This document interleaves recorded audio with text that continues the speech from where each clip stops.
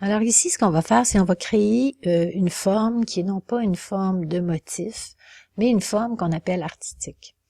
On utilise ce type de forme-là quand on veut que le motif lui-même s'étire avec la longueur du tracé et non pas se répète côte à côte le long du tracé. Donc, on va utiliser ça, par exemple, pour reproduire ici le lacet avec l'œillet et l'embout.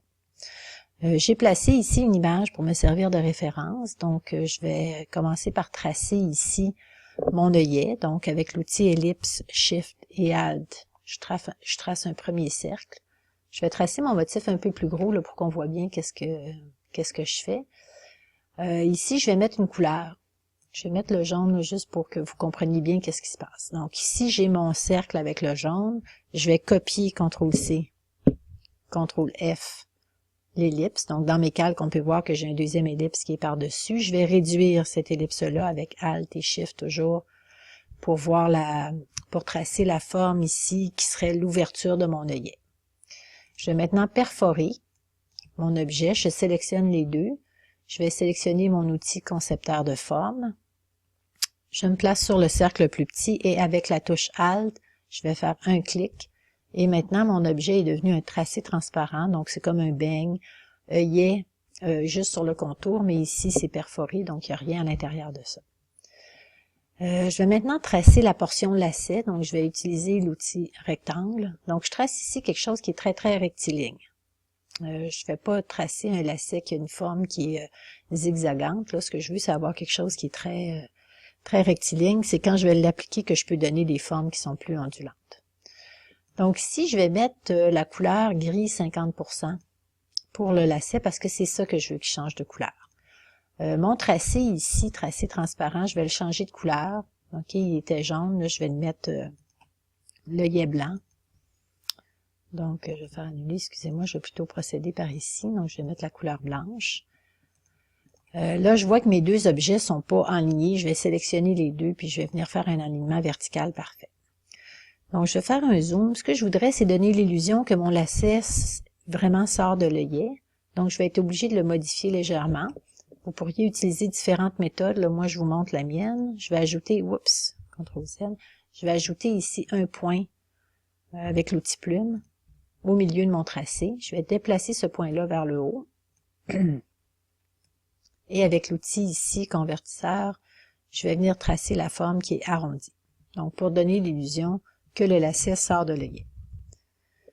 Dans la portion du bas, je vais venir reproduire un peu cet objet-là. Donc, l'embout de plastique. Je vais utiliser, encore une fois, l'outil rectangle.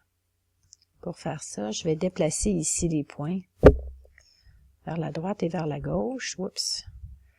Et je vais utiliser encore une fois l'outil plume pour ajouter un point puis faire la forme qui est légèrement arrondie.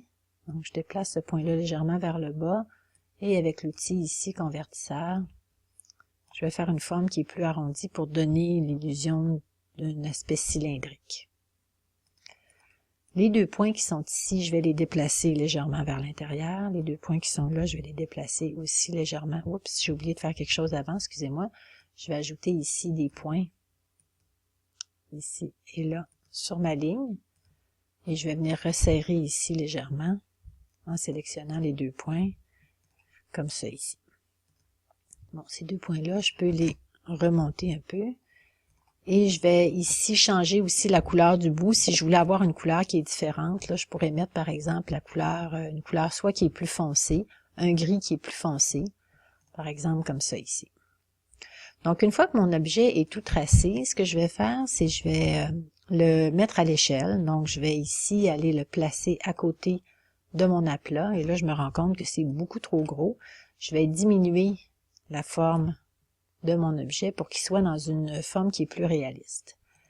Et là, je me rends compte que la grosseur de mes lignes ici n'a pas été mise à l'échelle, donc je vais faire CTRL-Z. Je vais aller ici dans Objet, Transformation, Mise à l'échelle, et je vais demander de mettre à l'échelle les contours et les effets. Donc, je vais demander ici d'avoir, bon, peut-être à 30%. OK.